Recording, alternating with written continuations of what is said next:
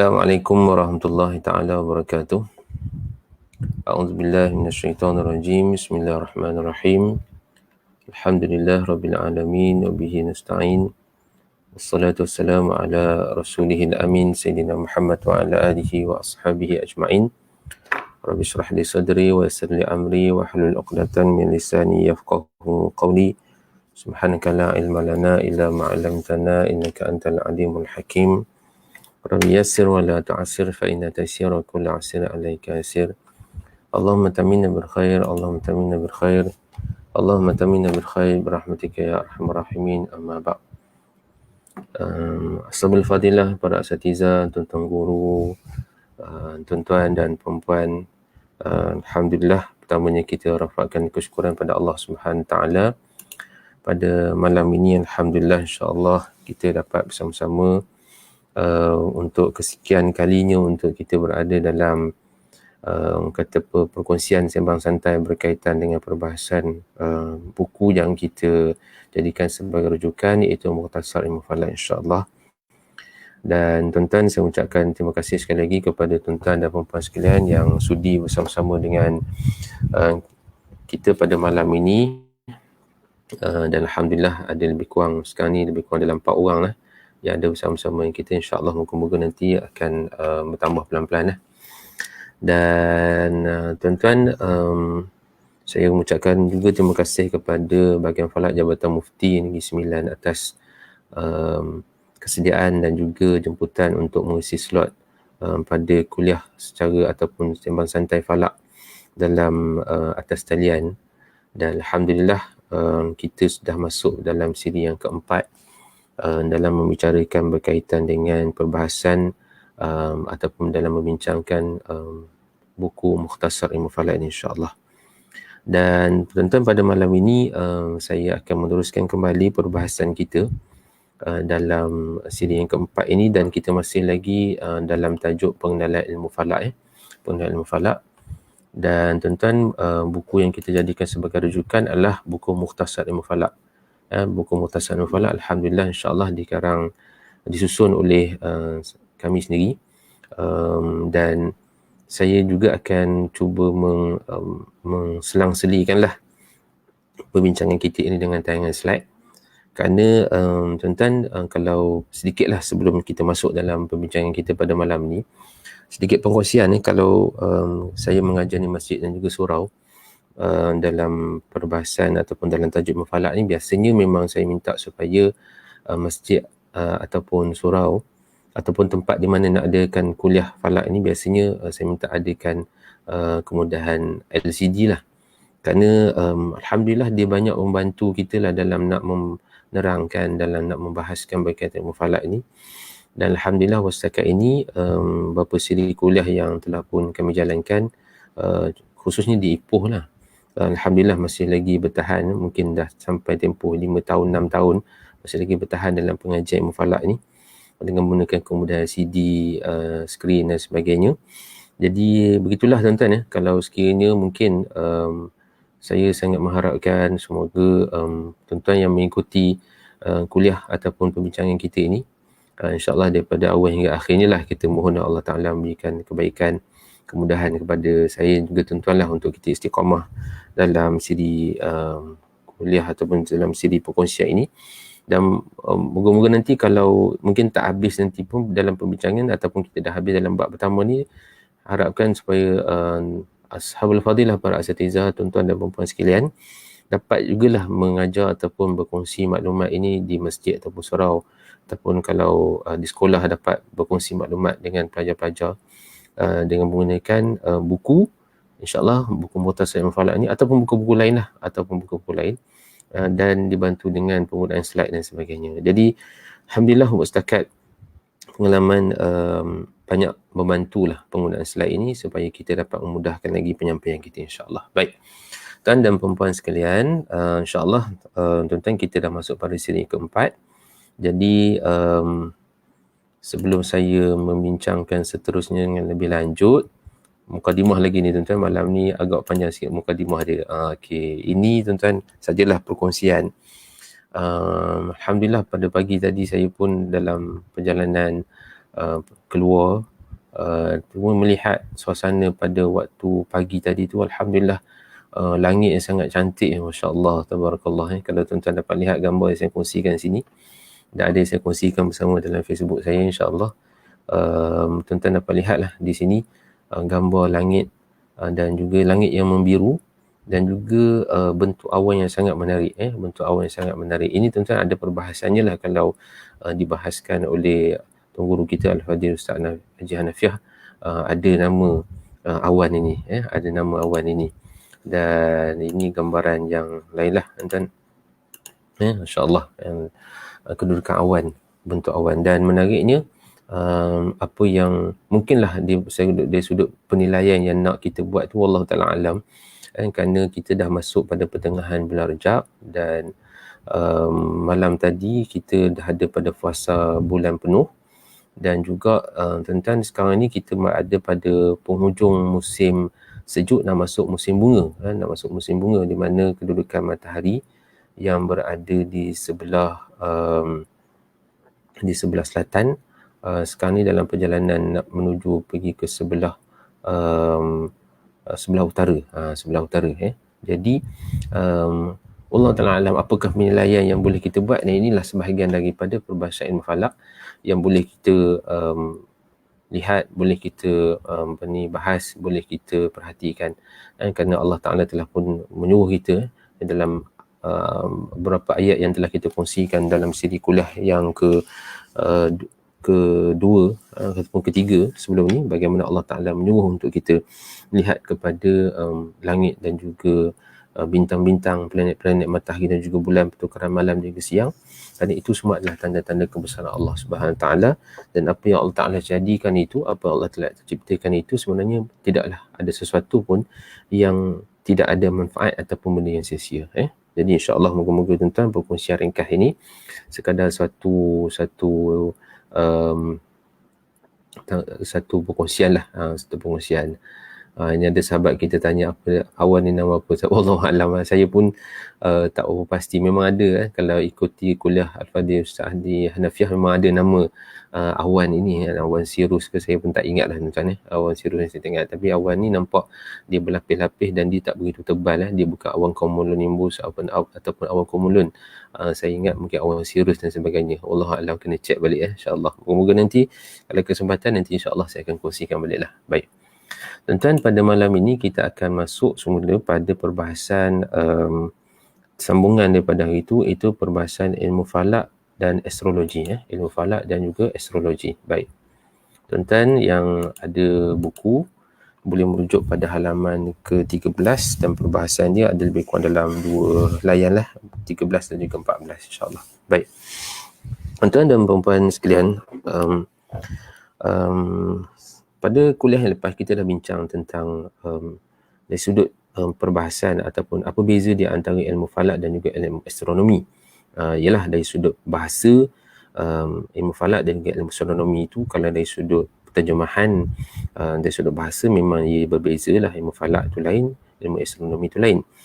Cuma dari sudut kefahaman masyarakat dan dari sudut apa yang masyarakat faham, sebenarnya ilmu falak tu lebih mudah difahami oleh ilmu astronomi, walaupun dari sudut epistemologi ilmu tu sebenarnya memang berbeza. Dan telah saya kongsikan juga bagaimana ilmu falak dalam takrifan ataupun dalam perbahasan turas masyarakat ataupun ulama-ulama falak dulu mentakrifkan ataupun bahaskan ilmu falak ini, mungkin tajuk-tajuk kecil dalam perbahasan ilmu falak pada hari ini dah tidak dibincangkan dalam perbahasan ilmu astronomi.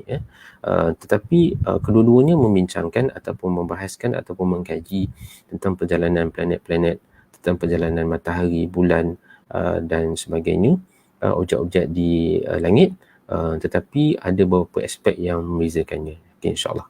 Jadi pada malam ni tuan-tuan, kita nak kongsikan pula tentang perbahasan ilmu falak dan juga ilmu astrologi. Ilmu falak dan juga ilmu astrologi. Baik tuan-tuan, buka halaman surat 13 insyaAllah. Baik, astrologi adalah ilmu kaji bintang untuk meramalkan untung nasib seseorang. Baik, secara umumnya kalau kita pun, saya rasa tuan-tuan yang mengikuti siri kuliah kita ni pun saya rasa dah faham tentang ilmu astrologi tersebut. iaitu konsep ataupun asasnya adalah ilmu astrologi ini pun menggunakan kedudukan ataupun mengkaji tentang kedudukan bintang, planet, dan secara umumnya mengkaji tentang kedudukan buruj untuk meramalkan, mengaitkannya pula dengan untung nasib seseorang, ataupun dengan lain bahasanya, kalau kita bahasa Melayu kita selalu sebut sebagai ilmu nujum lah. Ilmu nujum ya. Baik. Cuma kalau saya merujuk juga dalam beberapa penulisan lain, ilmu astrologi ni juga dengan pelbagai nama, ilmu tanjim, ilmu penujuman, juga dalam bahasa Arab disebut sebagai ilmu ta'thir, ilmu ta'thir, iaitu mengkaji tentang pengaruh bintang-bintang ataupun objek-objek semawi dengan peristiwa-peristiwa yang berlaku di bumi. Jadi maknanya ilmu ta'thir ni ada persamaan dari sudut tema dengan ilmu astrologi ni, kerana dia meramalkan ataupun mengaitkan peristiwa yang berlaku di bumi ini, bukan saja dari sudut bencana, berlaku cuaca dan sebagainya, tetapi juga apa yang berlaku dalam kehidupan manusia, perang, berlakunya benda-benda yang bersifat nasib baik, nasib tak baik, yang kita sebutkan tu dengan kedudukan buruj ataupun bintang ataupun planet. Okey, baik. Dan tuan-tuan, satu ketika dulu kekeliruan inilah yang menyebabkan wujud golongan yang menolak ilmu falak. Ini tuan-tuan, kerana kalau kita lihat dalam perbahasan ulama-ulama fiqh satu ketika dulu, khususnya dalam mengisbatkan hilal dengan ilmu falak, mengisbatkan ataupun boleh tak kita menggunakan ilmu falak untuk menentukan sama ada anak bulan ni kelihatan ataupun tidak.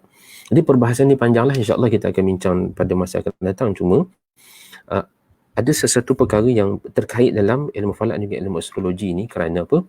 Kerana sebahagian para ulama menolak ilmu falak ini kerana memahami bahawa ilmu falak ini adalah ilmu tanjim. Memahami ilmu falak itu adalah ilmu tanjim, memahami ilmu falak itu adalah ilmu penujuman, yang mana berdasarkan kepada hadis daripada Ibnu Abbas radhiyallahu anhu.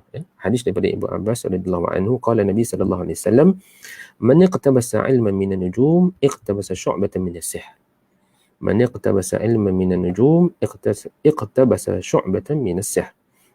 Ini bermaksud siapa yang memetik daripada ataupun siapa yang belajarlah ilmu daripada ilmu-ilmu perbintangan. Dia belajar tentang ilmu-ilmu perbintangan, maksudnya tahu di mana kedudukan bintang, buruj dan sebagainya. Sesungguhnya iktabasa syu'batan min as-sihr. Dia juga memetik ilmu-ilmu daripada sihir. Memetik ilmu-ilmu daripada sihir. Hadis ini Sunan Ibnu Majah, hadisnya hadis 3905. Hadis Sunan Ibnu Majah 3905. Ada tambahan sikit, tuan-tuan boleh catat di bawah tu. Baik. Maknanya tuan-tuan, sebagian ulama mengatakan bahawa siapa yang mengkaji tentang ilmu perbintangan, ilmu termasuklah ilmu bintang ni adalah ilmu kaji tentang matahari, bulan dan sebagainya, dan perbahasan ini dibincangkan dalam perbahasan mensabitkan anak bulan dengan menggunakan ilmu falak. Maka sebagian para ulama mengatakan bahawa haram, tidak boleh menggunakan ilmu falak ini untuk mengaitkan atau untuk mensabitkan anak bulan, kerana ia adalah suatu ilmu yang diharamkan. Baik. Maka di situlah tuan-tuan perbahasan yang kita kena faham, kerana ilmu falak dan ilmu astrologi secara pada hari ini kita dah dapat pemisahan ilmu itu dengan jelas, dengan jelas. Maknanya ilmu falak itu ada persamaan, iaitu kalau kita lihat ilmu falak dengan astrologi ni dua-dua mengkaji tentang pergerakan matahari, pergerakan bulan, bintang, buruj, manzilah, planet dan sebagainya. Bahkan kalau kita buka buku-buku astrologi pun dia bincang tentang buruj, zodiak, Aqrab, Scorpio, Leo, Libra dan sebagainya. Dan dalam ilmu falak pun ada juga bahas benda tu, tetapi ke mana arah ilmu itu dengan memahami tentang perjalanan bintang-bintang, kedudukan planet di buruj-buruj sekian-sekian, maka ilmu astrologi menafsirkan bahawa orang yang lahir contohnya dalam bulan sekian-sekian, ketika mana burujnya berada di ataupun burujnya ini berada dekat planet Marikh, maka ketika itu dia akan mengalami sakit, contohlah. Itu maknanya dari sudut perbahasan ilmu astrologi ke arah itu. Sebab itu disebut dalam hadis ni, man iktabasa ilman minan nujum iqtabasa syu'batan minas sihr. Baik. Bahkan saya kongsikan juga ada satu hadis lain. Hadis ini riwayat Imam Bukhari dan Muslim daripada Zaid bin Khalid, daripada Zaid bin Khalid radhiyallahu anhu, qala Nabi sallallahu alaihi wasallam, mutirna bin nau'i kaza wa kaza fadhalika kafirun bi mu'minun bil kawakib. Iaitu hadis ini menyebutkan bahawa bagaimana Nabi SAW menyebutkan bahawa siapa yang berkata mutirna bin nau' kaza wa kaza, hujan ni turun ke atas kami kerana bin nau' ni tuan-tuan kita akan bahaskan dalam perbahasan pada helaian muka surat berapa ya, kejap kan, pada muka surat 18, 19 nanti ni. Ini sebut sebagai ilmu al-anwa. Ilmu al-anwa ini ilmu yang ada pada orang-orang Arab jahiliah, iaitu ilmu berkaitan dengan terbit dan juga terbenam objek-objek di langit itu. Maka ketika siapa yang mengatakan bahawa Nabi SAW sebut, siapa yang mengatakan bahawa kami ini turun hujan ke atas kami kerana terbit dan juga terbenam kaza wa kaza, maknanya kerana terbit dan terbenam bintang ini, ataupun kerana hujan itu kerana planet ini, kerana ini sekian. Maka Nabi SAW menyebutkan bahawa fadzalika, maka mereka ini yang menyebutkan perkataan ini kafir bi, dia kafir kepada aku, dan mereka ini mukminun bil kawakib, mereka ini beriman pula kepada bintang-bintang itu, bil kawakib. Baik tuan-tuan, maknanya tuan-tuan, dari sudut ini adalah suatu amaran daripada Nabi SAW memberikan satu gambaran kepada kita bahawa bintang-bintang atau objek-objek semawi itu tidak ada kuasa, tidak ada orang kata apa pengaruh langsung kepada kehidupan kita sebagai manusia, kerana takdir, qada dan qadar kita ini adalah ditentukan oleh Allah Subhanahu Wa Taala. Baik. Itu yang disebutkan dalam buku kita ini. Baik. Dan kemudian tuan-tuan, saya sambung sikit, apa yang dimaksudkan dengan ilmu bintang pada hadis di atas ialah ilmu meramalkan untung nasib seseorang berdasarkan kajian bintang. Okey, baik. Jadi para ulama membahaskan sebenarnya adakah apa maksud hadis daripada Sunan Ibn Majah ini, hadis daripada Ibn Abbas ni, adakah maksudnya semua ilmu yang mengkaji tentang bintang, mengkaji tentang matahari, perjalanan bulan dan sebagainya itu syu'batan minas sihr? Adakah dianya adalah semuanya itu adalah petikan-petikan ataupun cebisan-cebisan, memetik petikan-petikan daripada ilmu sihir?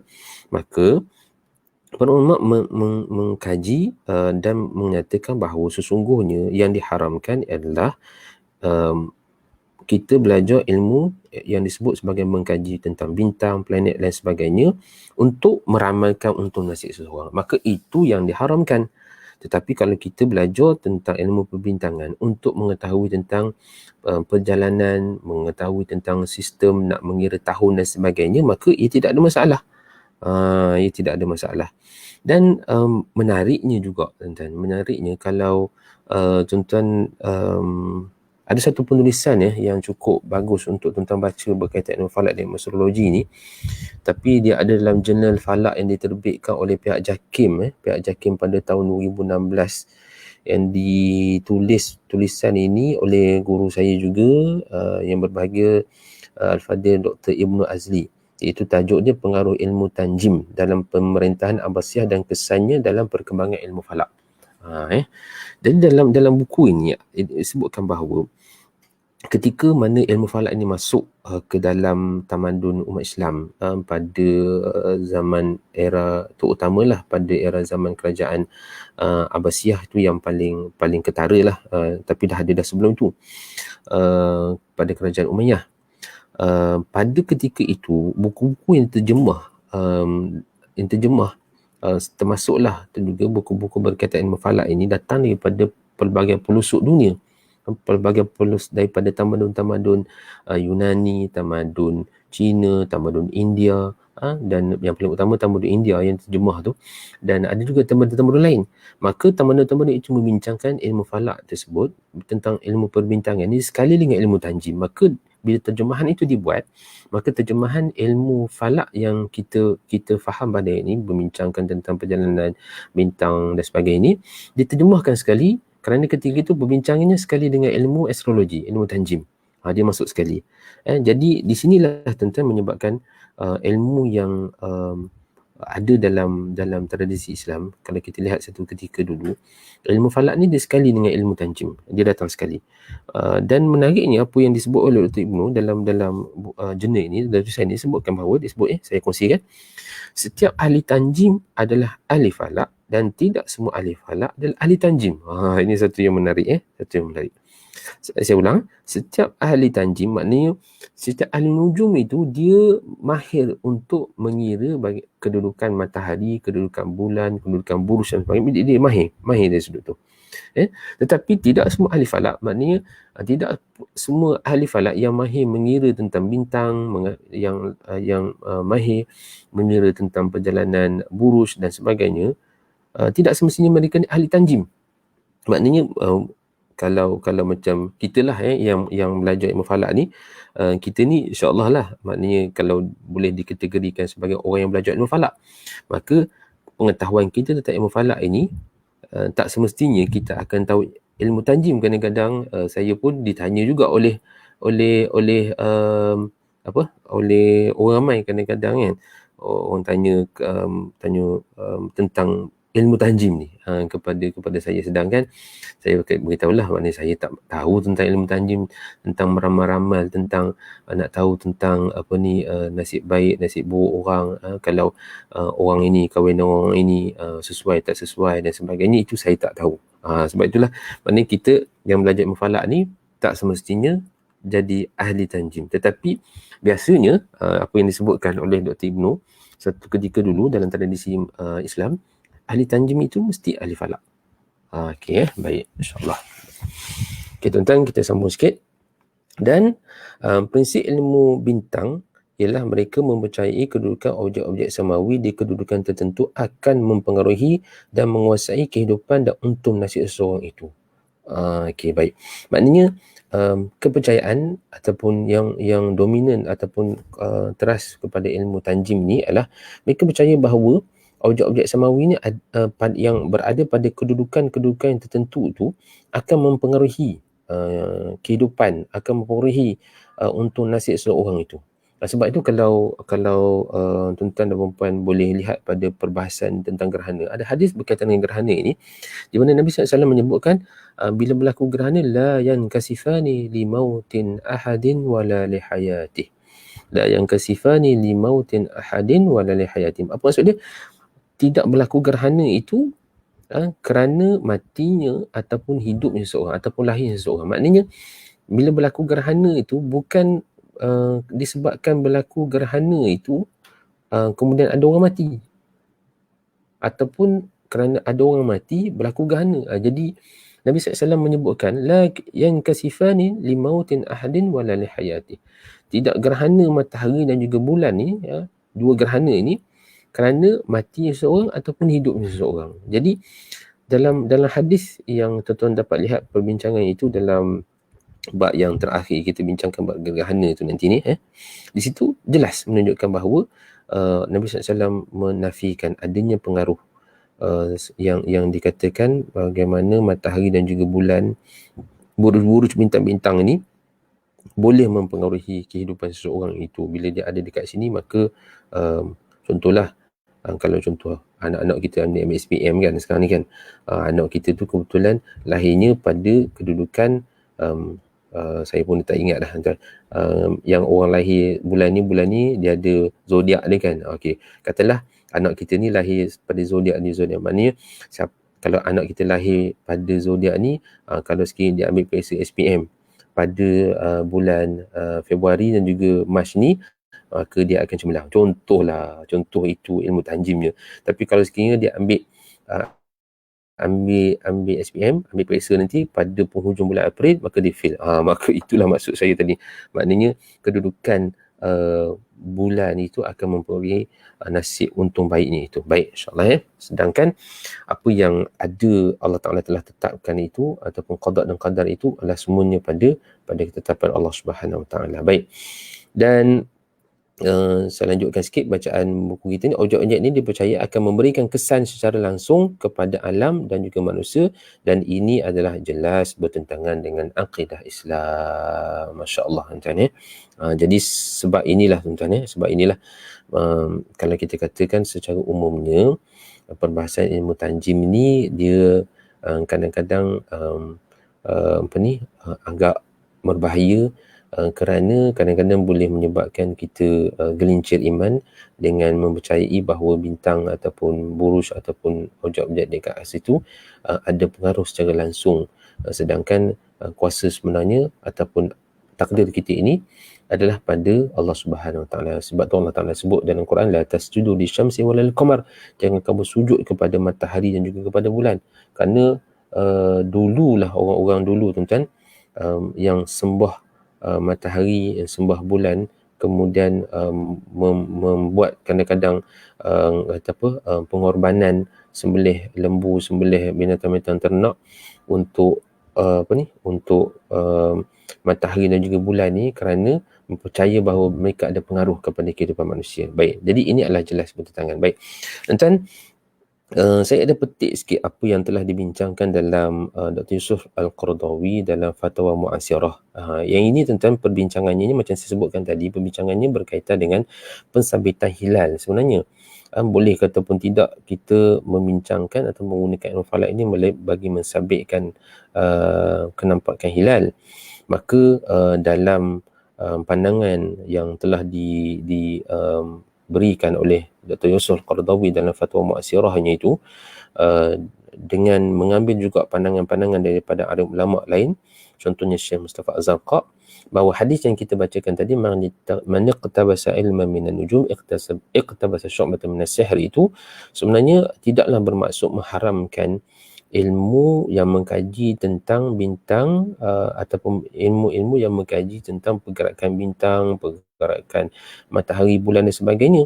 Yang ilmu-ilmu ini yang kalau kita dapat lihat secara saintifiknya ataupun secara logiknya itu dapat dipahami kerana dan berdasarkan kepada sebab dan juga munasabah, sebab musabab dan juga mematuhi sunatullah. Maknanya kalau kita nak faham ataupun kita nak menjangkakan esok ni pukul berapa matahari akan terbit, daripada perjalanan matahari, contohlah, contoh pada malam ni kita dah masuk berapa Rejab, malam ni dah masuk insyaAllah 16 Rejab Okey. Maknanya kalau contoh kita kata daripada fasa bulan gelap hari tu, maka kita faham tentang perjalanan bulan ini, maknanya 15 hari nanti ni dia akan berada pada fasa bulan purnama. Jadi kita pun dapat mengira daripada hari pertama berlakunya fasa istimewa tu, maka kita pun mengira bila bulan ni akan menjadi fasa purnama. Okey, selepas dapat lihat, kita meramalkan ataupun kita menjangkakan bilakah fasa purnama, fasa bulan purnama, dan kemudian lepas fasa bulan purnama tu pula kita menjangkakan, kerana selepas daripada itu 14 ataupun 15 hari selepas itu kita akan dapat lihat pula bulan ini berada pada fasa hilal, anak bulan. Jadi ilmu ini sebenarnya adalah ilmu yang bukanlah ilmu yang diharamkan dan bukan itu yang dimaksudkan dalam hadis yang kita sebutkan tadi. Baik. Jadi tuan-tuan, di bawah itu adalah saya dah nyatakan juga dalam slide itu, ada saya buat sedikit kesimpulan lah bagaimana perbahasan yang disebutkan sebagai dalam buku ni dalam bentuk jadual, dalam slide ini dalam bentuk ada 3 perkara lah yang boleh kita jadikan sebagai perbezaan antara ilmu falak dan juga ilmu nujum ataupun ilmu astrologi. Antaranya adalah kedua-duanya mengkaji tentang pergerakan matahari, pergerakan bulan, bintang dan sebagainya. Tetapi tujuan daripada ilmu falak itu apa dia? Untuk mengetahui masa sebagai panduan hidup manusia. Kita nak tahu, kita nak susun kalender. Maka dengan adanya kalender itu memudahkan urusan kita. Kita tahu bila kalau orang yang bercucuk tanam, dia tahu bila masa dia nak bercucuk tanam sesuai. Kalau sekiranya sekarang ni tahu tentang keadaan cuaca dan sebagainya, jadi memudahkan. Maka itu adalah perbahasan sebahagian daripada perbahasan ilmu falak. Tetapi kalau kita lihat ilmu nujum, mereka mengkaji tentang pergerakan matahari, bulan dan sebagainya untuk apa? Untuk menentukan nasib baik dan juga buruk manusia. Baik, yang kedua, perkara yang menjadi asas perbincangan adalah kalau kita lihat ilmu falak berasaskan kepada sebab dan juga musabab dan juga boleh diterima dengan akal yang sihat, akal yang sihat. Maknanya berdasarkan kepada pemerhatian kita pada matahari, pergerakan bulan mengelilingi bumi berpandukan kepada matahari adalah dalam lingkungan 29.5 hari, perjalanan bumi mengelilingi matahari 365.25 hari. Maka itu sesuatu yang telah pun direkodkan beribu-ribu tahun, rekod itu, dan telah dibuktikan ia adalah tepat.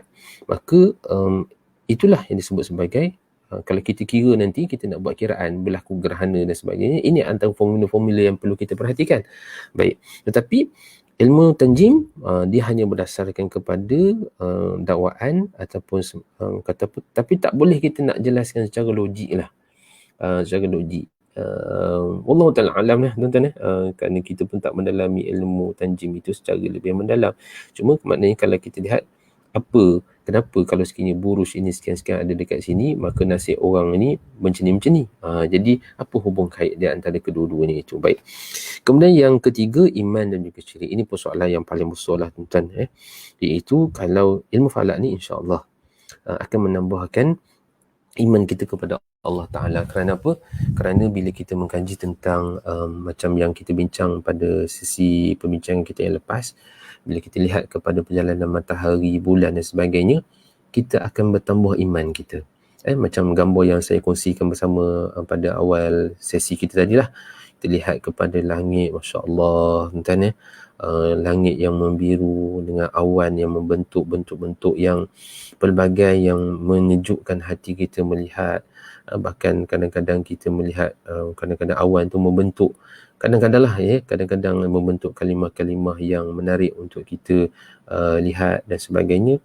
Jadi itu semua menambahkan iman kita. Baik, tapi kalau kita kata ilmu nujum, astrologi ni, yang kadang-kadang boleh menyebabkan kita ni syirik pada Allah Ta'ala kerana kita percaya bahawa objek-objek di atas sana tu ada kesan ataupun dialah yang mempengaruhi hidup kita ni.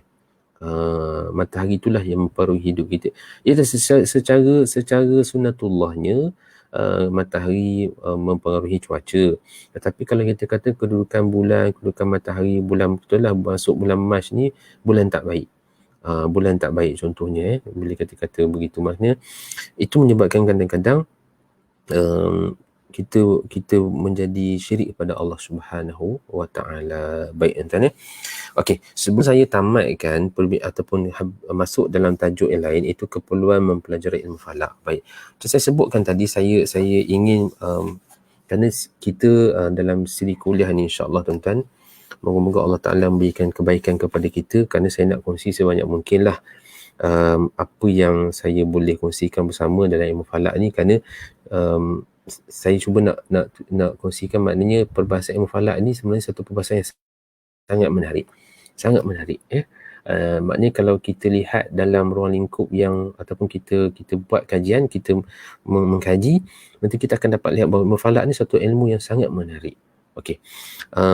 Yang tadi tuan-tuan, saya telah sebutkan bagaimana ilmu falak dan juga ilmu nujum ni, kebanyakan para ulama memang kalau mutaakhir inilah memang menyatakan bahawa ilmu astrologi itu ilmu yang haram. Baik. Cuma tuan-tuan, yang dalam tulisan yang berbahagia Profesor Madya Dr. Ibnu Azli, dan setahu saya memang PhD beliau dalam mengkaji tentang ilmu tanjim ini. Kerana itu saya rasa antara salah seorang yang kata-kata apa boleh dipercayai lah bagaimana pandangan-pandangan beliau dalam ilmu tanjim ini, kerana dalam jurnal yang dituliskan ini, beliau menulis bagaimana pengaruh ilmu tanjim ini dalam pemerintahan Abbasiyah. Maknanya suatu kesimpulan ringkas tuan-tuan yang saya kongsikan di sini, disebutkan bahawa saya baca sikit tuan-tuan. Okey. Kalau sekiranya dikatakan bahawa ilmu penunjuman dan tenun nasib, apatah lagi jika ahli tanjim tersebut mempercayai objek-objek samawi tertentu boleh membawa kebahagiaan dan kesengsaraan, maka sudah pasti ia bertentangan dengan Islam. Okey. Maknanya ini selari macam apa yang kita bincangkan tadi lah. Okey, baik. Namun, okey. Bila kat namun ni tuan-tuan kena concern sikit. Namun, jika tanjim difahami sebagai suatu percubaan ijtihad yang dibina atas matematika, astronomi, cerapan dan penelitian yang sistematik secara berterusan empirik terhadap pergerakan objek langit dan sifatnya, kemudian merekod kesan cakrawala tersebut kepada kehidupan di bumi secara langsung ataupun secara tidak langsung, maka ia satu persoalan lain yang berbeza dengan erti penunjuman dan tenung nasib. Masya Allah.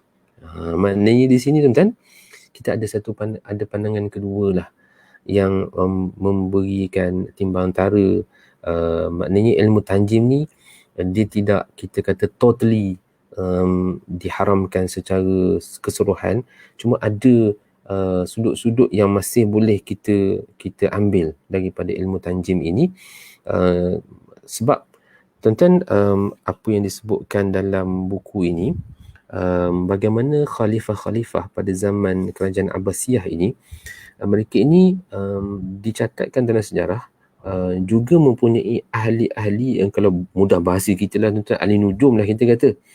Ahli nujum. Contohnya Khalifah Al-Mansur yang memerintah pada tahun 136 hingga 158 Hijrah, mempunyai seorang al-munajjim, seorang ahli nujum yang namanya Al-Harith, yang menasihatkan beliau untuk dari sudut tindakan-tindakan dan sebagainya. Dan saya kongsikan ada satu kisah yang sangat menarik dalam buku ini tuan-tuan. Bagaimana sekejap ya, tuan-tuan boleh nampak sikit saya. Okey. Bagaimana tuan-tuan apa yang disebutkan ketika mana Khalifah Al-Mansur bercadang untuk menubuhkan pusat pemerintahan kerajaan di Baghdad. Maka ketika itu Khalifah Al-Mansur telah mengarahkan munajimnya yang terdiri daripada beberapa orang, antaranya disebut sebagai Nawbikhat, Umar bin Al-Farhan At-Tabari, Ibrahim bin Hazib Al-Fazari dan seorang ahli munajim Yahudi ketika itu, yang memang ketika ini tuan-tuan menilik kesesuaian kota Baghdad sebagai pusat pemerintahan. Masya Allah ya. Mereka cuba melihat dan mereka melakukan tilikan dan mendapati planet Mushtari berada di lokasi Buruj Al-Qaus. Maka berdasarkan kepada pemerhatian mereka, mereka mendapati bahawa lokasi Buruj Al-Qaus ketika itu berdekatan ataupun berhampiran dengan planet Mushtari, dan dengan petunjuk yang mereka peroleh ini mereka dapati bahawa kota Baghdad itu adalah satu kota tempat yang sesuai untuk dinaik taraf menjadi sebuah kota pemerintahan kerajaan Abbasiyah yang baru, dan mereka menjangkakan ataupun meramaikan bahawa kota Baghdad ini akan teguh dalam tempoh yang lama, akan maju pembangunannya menjadi tumpuan dunia, tempat orang ramai memperoleh matlamat, ilmu-ilmu dan sebagainya. Dan ada satu yang dikongsikan di sini adalah sehingga tiada khalifah yang akan wafat di situ. Maka Khalifah Al-Mansur bila mendengar pandangan oleh Al-Munajjim ini, maka Khalifah Al-Mansur berkata, Alhamdulillah dulu ini adalah kelebihan Allah Subhanahu Wa Taala yang diberikan kepada sesiapa yang dikehendaki. Menarik ini kalau kita nak bahas ni panjang ni tuan-tuan tapi nak sebutkan di sini bahawa apa yang diramalkanlah bahasa mudah ni tuan-tuan oleh Al-Munajjim ini, bahawa Baghdad ni akan kekal lama,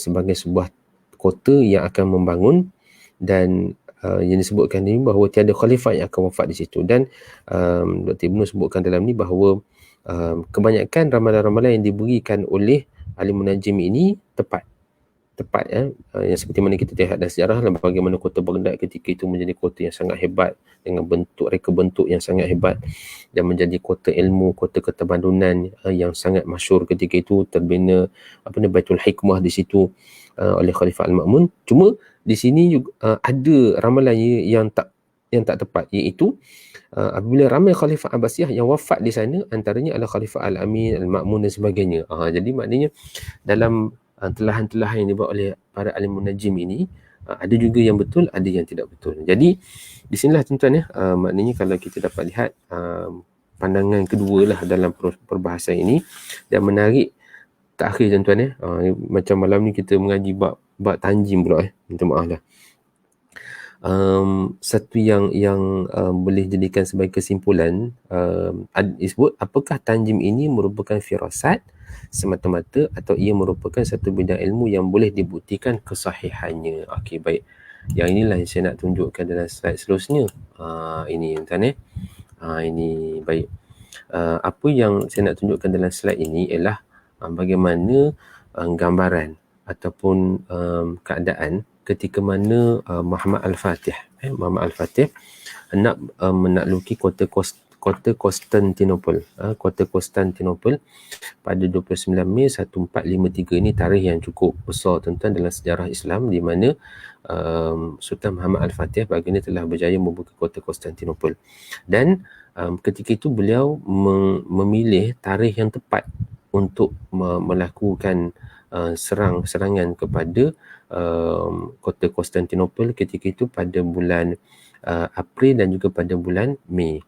Kerana ketika itu pada bulan April dan bulan Mei di sekitar kota Konstantinopel ketika itu adalah musim bunga, dan ketika itu tentera Muhammad Al-Fatih memang tentera yang kalau ikut statistiknya memang kalau perang dalam musim bunga mereka akan menang. Maknanya mereka mahir berperang pada dalam musim bunga. Kemudian yang saya kongsikan di sini adalah gerhana bulan separa yang berlaku pada 25 Mei tahun 1453, di mana kalau kita dapat lihat di sini beberapa hari, 7 hari sebelum berlaku penaklukan dan pembukaan kota Konstantinopel ketika itu, berlaku gerhana bulan. Dan gerhana bulan ini ketika itu Muhammad Al-Fatih dan juga para pemikirnya tahu bahawa orang-orang yang padri-padri di kota Konstantinopel ketika itu percaya bahawa bila berlaku gerhana bulan dia akan bawa petanda buruk bahawa mereka akan kalah. Jadi dalam keadaan dikepung ketika itu berlaku pula gerhana bulan. InsyaAllah tuan-tuan, yang ini saya akan bincang pada perbahasan kita nanti ni, yang bab yang kelima nantilah, lambat lagi ni insyaAllah. Tapi saya pergi dulu kat sini untuk kita sama-sama lihat. Mereka ada satu ramalan menyatakan bahawa mereka ni akan kalah ketika berlakunya gerhana bulan. Maka peperangan itu sedang berlaku dan berlaku gerhana bulan. Maka ini antara faktor-faktor lah yang menyebabkan tentera-tentera yang berada dalam kota Konstantinopel ketika itu semakin lemah semangat, kerana mereka percaya bahawa mereka telah pun ditakdirkan untuk kalah. Ini antara perkara-perkara yang menarik lah tuan-tuan. Dan satu lagi tuan-tuan. Okey. Ni tarikh ni saya rasa semua orang tahu ni tarikh apa ni. Tarikh 31 Ogos 1957. Ni tarikh apa? Itu tarikh kemerdekaan. Tarikh kemerdekaan. Wallahu ta'ala alam tuan-tuan. Kalau kita lihat tarikh ini adalah tarikh yang kalau ikutkan dalam sejarah dicadangkan oleh Tuan Guru almarhum Tuan Guru Abdullah Fahim, Syekh Abdullah Fahim. Dalam catatan yang juga saya baca, tarikh sebenar yang dirujuk itu adalah pada tarikh 6 Safar 1377. 6 Safar 1377 seperti mana yang saya kongsikan sini.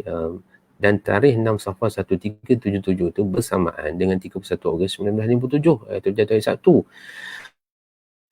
Jadi kalau ditanya kenapa Syekh Abdullah Fahim memberikan tarikh itu, maka inilah tentu yang menjadi dibahaskan. Antaranya menarik yang ditulis oleh sahabat saya Encik Muhammad Azam Makno. yang menulis tentang tarikh ini dari sudut peristiwa langit yang menjadi latar kepada tarikh 31 Ogos 1997, 6 Safar 1377. Maka bila kedudukan bintang, bila kedudukan buruj ketika itu, buruj Libra, dan kedudukan bulan yang berada pada buruj-buruj yang tertentu, maka itu yang melatari malam ketika mana hari 31 Ogos 1957 bersamaan dengan 6 Safar 1377. Jadi kenapa tarikh ini dipilih? Wallahu ta'ala alam. Maka adakah ilmu tanjim ini satu ilmu yang boleh dipelajari secara buku, kita tengok-tengok dan kemudian kita pun kira-kira dan kemudian adakah hasil yang kita dapat tu sama, ataupun dia adalah satu firasat daripada manusia Allah Ta'ala berikan kelebihan kepada mereka. Jadi ini satu benda yang kata apa, perbahasannya saya serahkan kepada ahli-ahlinya lah, dan tuan-tuan yang mungkin mengikuti siri kuliah bersama-sama ni mungkin ada yang lebih mahir dalam bab ini, cuma saya kongsikan bersama-sama. Maknanya dari satu sudut ilmu tanjim ini sangat orang kata berbeza dengan ilmu falak, tetapi dari satu sudut dia ada persamaan, iaitu kedua-duanya mengkaji tentang perjalanan bintang, perjalanan matahari, bulan dan sebagainya. Cuma ke mana arah tujunya itu, itulah membezakannya, di mana ilmu tanjim nak meramalkan nasib buruk dan sebagainya, apa yang akan berlaku pada masa akan datang dengan kedudukan buruj-buruj begini. Tapi ilmu falak dia tidak sampai ke situ, dia membahaskan tentang meramalkan juga, tapi ramal bila berlaku gerhana, bila berlaku boleh nampak anak bulan. Kalau dalam perbahasan waktu solat, kita nak tahu bila matahari itu gelincir pada hari esok. Jadi benda-benda macam ni berbeza perbahasannya.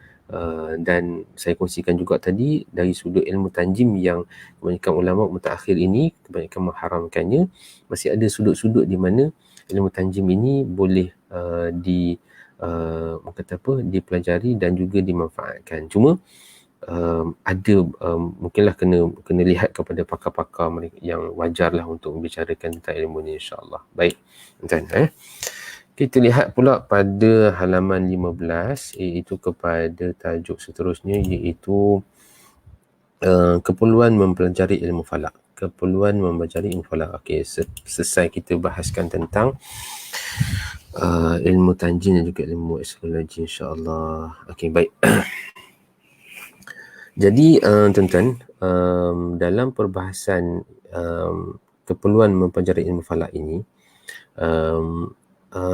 saya petik juga apa yang telah disebutkan oleh yang berbahagia Dr. Ibnur tadi, mengatakan bahawa bagaimana ilmu falak ini kalau dikaitkan dengan rukun Islam tu mewakili hampir 80% perbahasan dalam rukun Islam.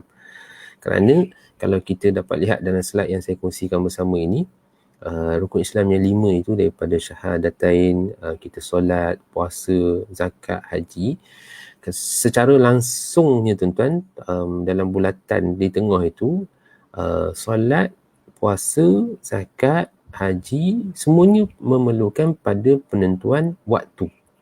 Maksudnya kalau kita solat, kena tahu waktunya.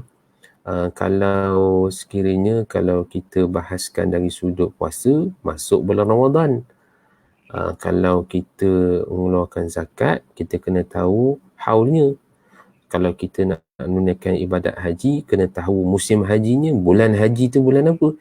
Bukan boleh suka-suka kita buat haji bulan Muharram ke, ataupun kita buat bulan Safar ke, tak boleh. Kerana dia ada bulan-bulannya. Maka bulan-bulan inilah yang kalau kita lihat dari sudut penentuan waktu dan juga bulan ini, memerlukan kepada penguasaan ilmu falak. Dan terkhusus dalam bab solat, ada penentuan arah kiblat. Ada penentuan arah kiblat. Jadi dengan itu, kalau kita dapat lihat hubung kait antara ilmu falak dengan rukun Islam ni, walaupun secara keseluruhannya tidaklah maknanya kesemua perbahasan itu dikuasai ilmu falak, tapi maknanya kalau kita lihat syarat untuk menjadikan solat kita itu sah, masuk waktu, tahu arah kiblat, maka dia menjadikan bahawa ilmu falak ni satu ilmu yang sangat penting dalam menjadikan ibadat-ibadat kita ni sah. Sah. Baik. Tuan-tuan, saya pergi, okey. Jadi kita tengok kepada keperluan mempelajari ilmu falak. Okey, baik tuan-tuan ya. Okey. Dalam buku ini ada saya sebutkan, ada orang ramai bertanya kepada saya, Dr. Ibnu Malhal. Sebenarnya Dr. Ibnu sekarang ni ada di, silap saya ada kat Universiti Brunei. Silap saya dulu memang seorang pensyarah di Universiti Kebangsaan Malaysia, dan beliau memang mengajar saya dululah waktu di UKM. Dan Alhamdulillah seorang yang sangat baik, perbahasan ilmunya sangat mantap. Dan sekarang ni beliau berada di Universiti Brunei dan beliau bekas pensyarah di Fakulti Pengajian Islam Universiti Kebangsaan Malaysia, dan juga pernah menjadi panel pakar falak JAKIM satu ketika dulu, ketika mana beliau berada di Malaysia. Sekarang beliau berada di Brunei, Brunei insya-Allah. Baik, tuan-tuan, kita cuba lihat keperluan mempelajari ilmu falak. Baik. Dalam mukadimah keperluan mempelajari ilmu falak ni ada saya sebutkan nama seorang tokoh falak yang mungkin kita jarang-jarang dengar, dan itulah menjadi hasrat kami dalam menulis buku ini, adalah kita nak cuba highlightkan nama-nama tokoh-tokoh, ilmuwan-ilmuwan, ulama-ulama falak yang mungkin kadang-kadang kita terlepas pandang ataupun kita tak tahu. Yang menurut Syekh Umar Nuruddin dalam kitab Syamsul Al-Fathiyah dan membahaskan ataupun membahagikan hukum mempelajari ilmu falak ini kepada 4 bahagian. Baik tuan-tuan, sedikit latar belakang kepada Tuan Guru Syekh Umar Nuruddin, ataupun juga dikenali sebagai Tuan Guru Haji Umar Sungai Keladi. Tuan Guru Haji Umar Sungai Keladi. Tuan Guru Haji Umar Sungai Keladi ini, beliau belajar ilmu falak dengan Syekh Ahmad Khatib. Syekh Ahmad Khatib ini tuan-tuan seorang lagi guru falak yang sangat hebat, dan antara gurunya lain adalah Syekh Muhammad Yusuf Syekh Abu Bakar Shatta. Ini adalah antara guru-guru Tuan Syekh Umar Nuruddin ataupun Tuan Guru Haji Umar Sungai Keladi. Dan Tuan Guru Haji Umar Sungai Keladi ni adalah sezaman dengan Syekh Abdullah Fahim. Di mana mereka ni mempelajari ilmu ketika itu di Mekah. Baik tuan-tuan ya. Baik. Dalam koleksi saya ada buku Syamsul Fathiyah ni. Kalau tuan-tuan nak memiliki buku ni, nanti saya kongsi sekejap tuan-tuan. Saya ambil okey, saya kongsikan ini antara buku kumpulan tulisan hisab dan juga falak Haji Umar bin Nuruddin Sungai Keladi, Kota Baru, Kelantan. Di mana kalau tuan-tuan dapat lihat di sini, buku ini sebenarnya diterbitkan semula oleh Khazanah Fattaniyah. Jadi kalau tuan-tuan berminat boleh berhubung dengan Khazanah Fattaniyah yang dulu digagaskan oleh almarhum Tuan Guru Haji Wan Saghir. Tapi sekarang ni saya tak pasti siapa yang meneruskan legasinya, tapi Khazanah Fattaniyah masih lagi ada buku-buku. Jadi tuan-tuan kalau berminat boleh dapatkan buku ini. Disebut bahawa tuan-tuan, saya terlupa tadi. Sebenarnya saya tunjuk buku ni, sebenarnya saya nak baca sikit mukaddimah kepada Syamsul Fathiyah ini, kepada buku Syamsul Fathiyah ni. Baik. Kenapa saya nak baca? Bagi saya buku Syamsul Fathiyah ini tuan, bukan sekadar buku falak.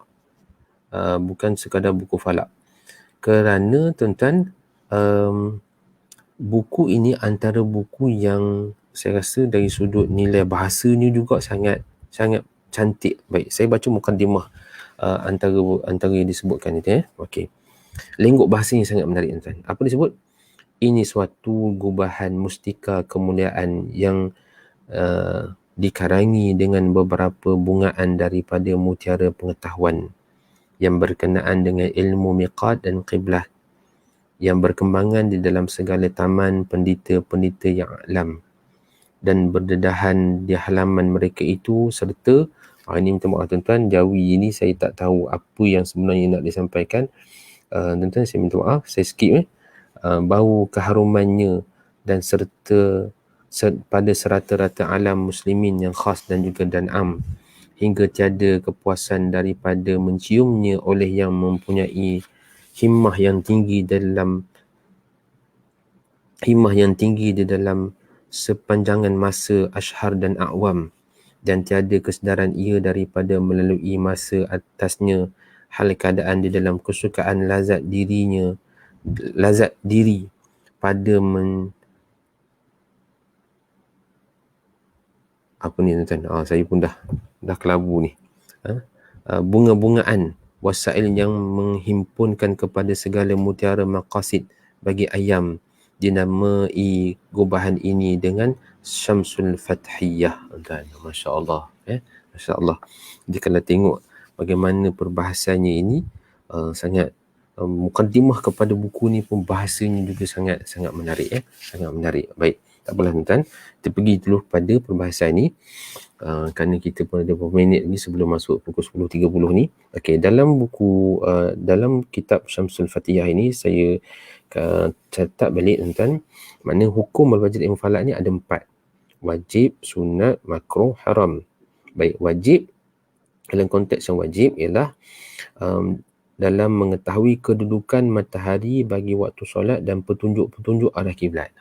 Kerana kita nak melaksanakan tuan-tuan ibadat-ibadat yang menjadi asas, menjadi kefarduan bagi kita, maka kita wajiblah mempelajari ilmu falak ini dalam menyelesaikan syarat-syarat khususnya dalam bab solat, iaitu waktu solat dan juga petunjuk-petunjuk arah kiblat. Maka wajib kita mempelajari ilmu falak ini untuk menyelesaikan masalah waktu solat dan juga petunjuk arah kiblat.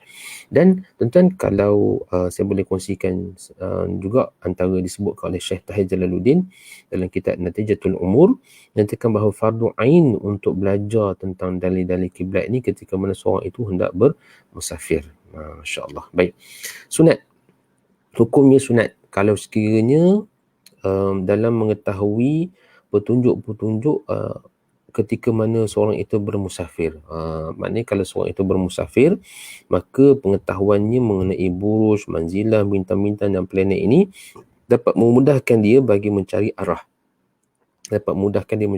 Mana hala ke utara, mana hala ke selatan, mana hala ke timur, barat, tenggara, timur laut dan sebagainya. Maka dengan menggunakan manzilah, kedudukan buruj, bintang-bintang dan sebagainya, memudahkan dia mencari arah, dan hukumnya adalah sunat dalam bab ini. Yang ketiga, makruh. Ini nak kena bahas juga ni. Baik, makruh ni kata, iaitu dalam konteks mengetahui waktu akan berlakunya gerhana matahari dan juga bulan. Ini kerana mengetahui kejadian gerhana yang akan berlaku mengurangkan rasa cemas dan juga takut. Masya-Allah. Ini menarik tuan-tuan. Tapi oleh kerana kita ni masa tak cukup tuan-tuan, saya sebutkan juga dulu, insya-Allah nanti kita akan bahas kemudian yang maknanya dalam pandangan dikemukakan oleh Syekh Umar Nurdin yang dipetik daripada kitab Hidayatul Mukhtarin, katakan bahawa makruh untuk kita memaklumkan bila berlakunya gerhana ini kerana dia mengurangkan rasa terkejut orang bila tengok kenapa pula tiba-tiba matahari hilang kan. Kalau berlaku gerhana matahari daripada cerah tiba-tiba jadi gelap, ataupun ketika mana gerhana bulan berlaku, bulan penuh macam malam ni kan, kita tengok bulan penuh, tiba-tiba cahaya bulan ketika itu dah jadi hilang, warna merah kehitaman. Maka kalau kita lihat secara tanpa dia beritahu, maka kita akan lebih takut. Maka bila lebih takut itu, maka kita akan cepat-cepat solat dan kita kembalikan peristiwa itu kepada Allah Ta'ala. Baik, yang keempat, haram. Haram apa dia? Ilmu tanjim yang kita bicarakan tadi. Ilmu tanjim yang kita bicarakan tadi.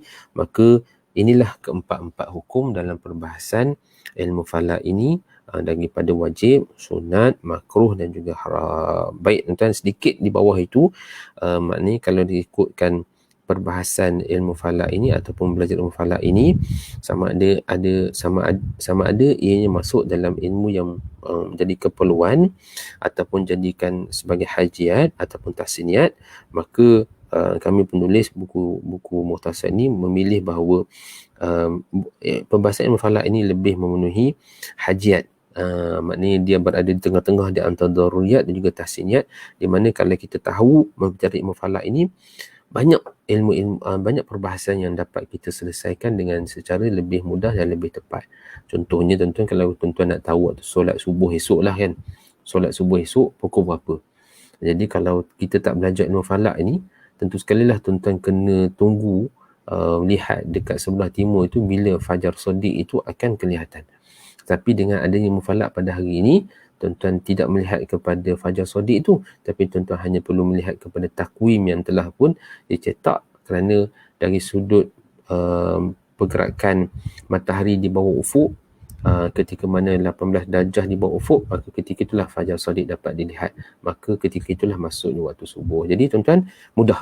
Pada hari ini tuan-tuan pun tak perlulah nak keluar rumah dan sebagainya. Tuan-tuan, saya rasa saya berhenti setakat itu dulu, kerana ada sedikit lagi perbahasan kita berkaitan dengan keperluan mempelajari ilmu falak. InsyaAllah akan saya sambung sedikitlah perbincangan kita dalam kuliah yang akan datang. Dan moga-moga tuan-tuan apa yang kita kongsikan pada malam ini sudah bermanfaat kepada kita semua, dan moga-moga tuan-tuan dapat memberikan kebaikan kepada kita semua. Dan saya mohon maaf kalau sekiranya ada kesilapan, terkasar bahasa dan sebagainya. Saya mohon maaf kalau sekiranya ada berlaku tadi. Dan insyaAllah tuan-tuan, moga-moga Allah Ta'ala berikan kebaikan kepada kita meneruskan kuliah kita ini insyaAllah. Dan tuan-tuan, sekadar sepetas lalu saya lihat kepada komen-komen sahabat-sahabat kita ni, Alhamdulillah, nak kongsikan fail PowerPoint. Tak apalah, nanti saya cuba berikan kepada urus dia di Jabatan Bukti Negeri Sembilan insyaAllah. Okey, Alhamdulillah sahabat-sahabat. Ustaz Amri ada di sini, macam Ustaz Ibnu tadi, Dr. Ibnu okey, saya dah sebut. Falak ni lebih diutamakan kepada lelaki sahaja. Nampaknya lelaki yang selalu membicarakannya. Terima kasih atas pencerahan. Ini sebenarnya tak. Sebenarnya ilmu falak ini sebenarnya ada juga yang menguasai terdiri daripada wanita, yang disebut sebagai Maryam Al-Astrolabi. Kalau Puan Hafizah Latif boleh search dalam internet, Google, tengok Maryam Al-Astrolabi itu antara ilmuwan falak satu ketika dulu yang telah mencipta astrolab.